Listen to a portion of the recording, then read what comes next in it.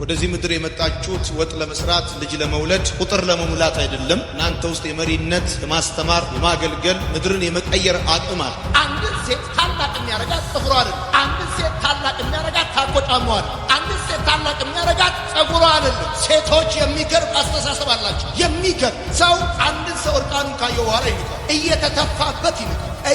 ተቀብሮ ወንዶች እኮ ተስፋ ቆርጠው ወደ ስራቸው ተመልሰዋል። መግደላዊት ማርያም ጌታዬን ወዴት አኖርኳለች? ሞቶም ተዋርዶም ተሰቅሎም ተተፍቶበትም ክብሩን ቀምተውት ጌታዬ ምን አይነት አስተሳሰብ! ታላቅ ሴት! እንደዚህ አይነት አስተሳሰብ ያላት ሴት። ሴቶች አንደኛ ሲናገሩ ስትሬት ነው የሚናገሩት፣ ብላክ ኤንድ ዋይት ነው የሚናገሩት። ሲጀምር ማንም ሁን ከየትም ሁን ሴቶች ከተናገሩ እውነት ነው የሚናገሩ። ዋናው ጉዳይ ቁንጅና አይደለም፣ ፋሽናቸው አይደለም፣ ሽቷቸው አይደለም፣ ጫማቸው አይደለም። አስተሳሰባችሁ በትውልዳችሁ መካከል ለትልቅነት መጠሪያ ይሰጣችኋል። ማንም ሰው ከላይ ታፔላ ሊነጥፍላችሁ አይችልም። ከአስተሳሰብ የሆነን ደግሞ ስያሜ ማንም ሊነጥፍባችሁ አይችልም። ከውስጣችሁ የሆነን አይታችኋል። አብርሃም 3 ሰዎች በመንገድ ሲያልፉ ሮጠ ወደ ቤቱ አስገባቸው ግድ ብሎ። ከዛስ ጥጃ፣ እርጎ፣ የምን ውሃ መጣል። ከዛስ ተንብዩልኝ አላላቸው። እኔ ለ24 ዓመት ትንቢት ተነግሮኝ ያልተፈጸመልኝ ምስኪን ሰው ነኝ አላቸው። 3ቱን እንግዶች ያስገባቸው፣ ያበላቸው፣ ያጠጣቸው እንዲተነብዩለት፣ እንዲኖሩለት፣ እንዲቆዩ ነው። ይህችም ሴት የምትገርም ነች። የእግዚአብሔርን ሰው ወደ ቤቷ ያስገባቸው፣ አልጋ የሰራችለት፣ ጠረጴዛው፣ መቅረስ፣ ምግብ ያቀረበችለት ልትጠቀምበት አለ። ዓላማዋ አገልግሎት፣ ከአገልግሎት የሚገኘው ጥቅማ ነው። ታላቅ ሴት በመከራዋና በችግሯ ጊዜ የታላቅነቷ መገለጫ ለሚሰማም ለማይሰማ፣ ለሚመልስም ለማይመልስም፣ ለወዳጅም ለጠላትም ችግሯን አታወች።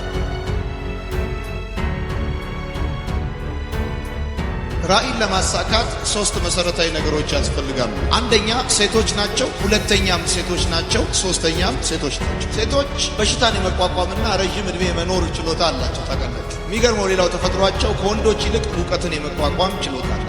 ለዚህ ነው ሴቶች ብዙ ክብርና ስኬት ሲያገኙ ብዙም ከፍ የማይሉት። ናቹራሊ ሴቶች ከወንዶች በተሻለ የማየትና የመስማት ብቃት አላቸው። ወደዚህ ምድር የመጣችሁት ወጥ ለመስራት ልጅ ለመውለድ ቁጥር ለመሙላት አይደለም። እናንተ ውስጥ የመሪነት፣ የማስተማር፣ የማገልገል ምድርን የመቀየር አቅም አለ። ይኸውላችሁ ሴቶች የእግዚአብሔር ሰራዊት ናቸው። አሜን በሉ። ሴቶች ዝም ብለው ተራ ፍጥረቶች አይደሉም። ቁጥር ለመሙላት የተፈጠሩ አይደሉም። ወጥ ለመስራት ልጅ ለመውለድ የተፈጠሩ አይደሉም። ለወሬ የተፈጠሩ አይደሉም። ያሰራጫሉ። የሚያሰራጩት ደግሞ የአምላካቸውን ቃል። በአመለካከታቸው በመጽሐፍ ቅዱስ ውስጥ የሚደነቁ ሰዎች አሉ። በተግባራቸው የሚደነቁ ሰዎች አሉ። በእምነታቸው የሚደነቁ ሰዎች አሉ። እነዚህ 3 ነገሮች በመሰረታዊ ደረጃ በሰዎችና በሰዎች መካከል ልዩነት ይፈጥራል። መጽሐፍ ቅዱስ አንዲትን ሴት ታላቅ ሴት ብሎ ስያሜ ይሰጣል። ታላቅ ሴት እቺ ታላቅ ሴት የሚል መጠሪያ የሰጣት ሴት በመጽሐፍ ቅዱሳችን ውስጥ በጣም በሚገርማችሁ ሁኔታ ስሟ አልተጠቀሰም። የነበረችው በኤልሳ የአገልግሎት ዘመን ነበር። ትኖርበት የነበረው ከተማ ሱነም ይባላል። በየትኛውም ጊዜ በእስራኤል ቆንጆ ሴቶች በሚፈለጉ ጊዜ ተፈልገው የሚገኙት ሱነም የሚባል አካባቢ። ከሱነም ስለሆነች ሱነማይቷ የምትባለዋ ሴት ቆንጆ ሴት፣ ስሟ አልተጠቀሰም። የኖረችው በኤልሳ የአገልግሎት ዘመን ነው። የኖረችበት ከተማ ሱነም ነው። ደግሞ ቆንጆ ሴት ነች። ቁንጅናዋ ብቻ አይደለም፣ ደግሞ ሀብታም ሴት ነች። ደግሞ በወገኖቿ መካከል ትኖር የነበረች ሴት። ይቺ ሴት ታላቅ ያሰኛት የመጀመሪያው አመለካከቷ፣ ሁለተኛው ተግባሯ፣ ሶስተኛው እምነቷ። ሌሎች ልክ እንደ ሰው አይነት ቆንጆ ሴቶች አሉ በሱነም ከተማ ውስጥ፣ እንደ ሰው አይነት አመለካከት የሌላቸው። ሌሎች በሱነም ከተማ ውስጥ የሚኖሩ ሀብታም ሴቶች አሉ፣ እንደ ሰው አይነት ተግባር የሌላቸው። ሌሎች በሱነም የሚኖሩ ልክ ከሷ ጋር አብረው ያደጉ ሰዎች ሴቶች አሉ፣ ግን እንደሷ በእምነት ያልበረቱ ሴቶች አሉ። የዚህችን ሴት ታላቅ ሴት ያሰኛት አመለካከቷ፣ አስተሳሰቧ ሲደመር ተግባሯ ሲደመር እምነቷ። አንድ ሴት ታላቅ የሚያረጋት ጥፍሯ አይደለም። አንድ ሴት ታላቅ የሚያረጋት ታቆጫሟ አይደለም። አንድ ሴት ታላቅ የሚያረጋት ጸጉሯ አይደለም። ቆንጆ ነው። እነዚህ ነገሮች ሁሉ ጥሩ ናቸው። አንድ ሴት ታላቅ የሚያረጋት ሀብቷ አይደለም። አመለካከቷ፣ ተግባሯና እምነቷ። ይቺ ታላቅ ሴት እንጀራ እንዲበላ ግድ ብላ ወደ ቤቷ ላስገባችውና ደጋግማ ለጋበዘችው ለኤልሳ የነበራት አስተሳሰብ የተለየና የከበረ አስተሳሰብ ነበር። ኤልሳ ወደዚህ ሴት ቤት የገባው አንዴ ወይም ሁለቴ ነው። በተደጋጋሚ ጊዜ ወደዚህ ሴት ቤት እንደገባ ከታሪኩ ትረዳለች። በዚያ ባለፈ ቁጥር ወደዚህ ሴት ቤት ይገባ ነበር። ሰዎች አንድን ሰው ደጋግመው ካገለገሉት፣ ደጋግመው ካስተናገዱት፣ ደጋግመው በቤታቸው ከተቀበሉት በጊዜ ሂደት ለዛ ሰው ያላቸው ቫልዩ እየቀነሰ ነው። በሌላ አማርኛ ምን ብሎ ሊያስብ ይችላል? በቤቱ ምግብ የሌለው ችግረኛ፣ ረሃብተኛ፣ አይን አውጣ፣ ይሉኝታ የማያውቀው ከፍ ሲልም ምግብ የማይቀርብለት በሌላ ቀን አልያም በር ሊዘጋበትም ይችላል። ይቺ ሴት ግን ደጋግማ ባስተናገደችው ቁጥር ስለሱ ያላት አስተሳሰብ ከመቀነሱ ይልቅ እየጨመረ ስለ ኤልሳ የነበራት አስተሳሰብ እየተከበረ ብቻ ሳይሆን ለባሏ የሰጠችው ምስክርነት የሚገርም ነው። እንደዚህ አለች፣ ሁልጊዜ በእኛ ዘንድ የሚያልፈው ቅዱስ የእግዚአብሔር ሰው እንደሆነ አውቃለሁ።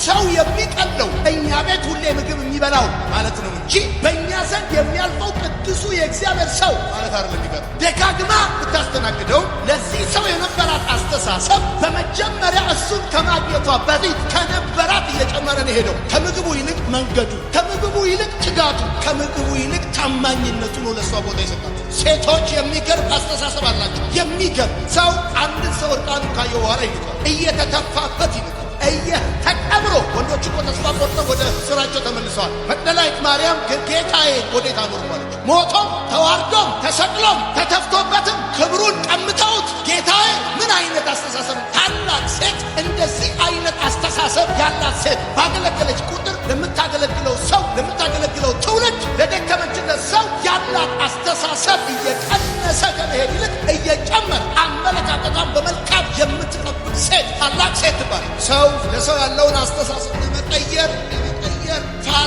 ፋታ እንኳን አይፈጅበት። በዚህ ዘመን አንዱ ለሌላ ያለውን አስተሳሰብ ለመቀየር፣ አንዱ ለሌላ ያለውን አመለካከት ለመቀየር ወዳጆቼ ከዘመዶቻችሁ፣ ከዘሮቻችሁ፣ ከሰፈሮቻችሁ፣ ከቤተ ክርስቲያናችሁ መካከል ስትጠሩ ካሁን በኋላ በአመለካከታችሁ ታላቅነት እግዚአብሔር ምሳሌ ያደርጋቸዋል። ገንዘብ፣ ጊዜ፣ ኩሽና መግባት፣ ጭስ፣ እሳት፣ እነዚህ ነገሮች ሁሉ ሲፈራረቁ ደግሞ አንዴ ሁለቴ ያለ ዘወትር በዛ አለፈ ማለት ይቋጭራ ማለት ከሴምሲ ተነስቶ ሲያል ደግሞ እንጀራ ሊበላ ወደዛ ይገባ ነበር። ሊጸልይ ቆረ እንጀራ ሊበላ ምን አይነት ይሉንታ የሌለው ደረቅ ስንዝር ሲሰጡት ጋድ ይጨምራል። በቃ ጴንጤ ሲባል ሼሜ ሆዱን ይወዳል። በቃ እንደዚህ ባግል ምን አይነት ደረቅ ነው እና አይደለም ያለችው። ለባሏም ይህ በእኛ ዘንድ ሁልጊዜ የሚያልፍ ቅዱስ የእግዚአብሔር ሰው እንደሆነ አውቃለሁ ያለችው ሰው እኛ ብንሆን የሚቀናን ይህ ሁልጊዜ እኛ ቤት እንጀራ ሊበላው ለባሏ ምስክርነት ስትሰጥ ዘወትር እንጀራ ሊበላ እቤታቸው እንደሚገባ አልተናገረም። እኛ ሁል ጊዜ ፌቨር የምናደርግለት ምን አይደለም ያለችው። ምን አይነት አስተሳሰብ እንዲፈራ! ይህ ሁል ጊዜ በእኛ ዘንድ የሚያልፍ ቅዱስ ሰው በጣም እያወቃችሁ ስትሄዱ፣ እየተግባባችሁ ስትሄዱ የዛ ሰው ቫልዩ እየቀነሰባችሁ እንደሚሄድ የሚታመን። ይቺ ሴት ግን ለባሏ የሰጠችው ምስክርነት ለማንም ከምትሰጠው ምስክርነት የተለየ ነው። ምክንያቱም ሴቶች አንደኛ ሲናገሩ ስትሬት ነው የሚናገሩት፣ ብላክ ኤንድ ዋይት ነው የሚናገሩት። ሲጀምር ማንም ሁን ከየትም ሁን ሴቶች ከተናገሩ እውነት ነው የሚናገሩት። ስለዚህ ብላችሁ ፈልጌ ለባሏ የሰጠችው ምስክርነት ከውስጧ ከልቧ እንደሆነ የምታውቁት አንደኛ ለባሏ ሴቶች የሚናገሩት ነገር ምንም ያልተጨመረ ያልተቀነሰ ትክክል በልባቸው የተሰማቸው ነው የሚናገሩት። ቅዱስ የእግዚአብሔር ሰው እንደሆነ አውቃለሁ። ታላቅነት ዋናው ጉዳይ ቁንጅና ነው። ፋሽናቸዋል፣ ሽቷቸዋል፣ ጫማቸዋል፣ አስተሳሰባችሁ በትውልዳችሁ መካከል ለትልቅነት መጠሪያ ይሰጣችኋል። ማንም ሰው ከላይ ታፔላ ሊነጥፍላችሁ አይችልም። ከአስተሳሰብ የሆነን ደግሞ ስያሜ ማንም ሊነጥቅባችሁ አይችልም።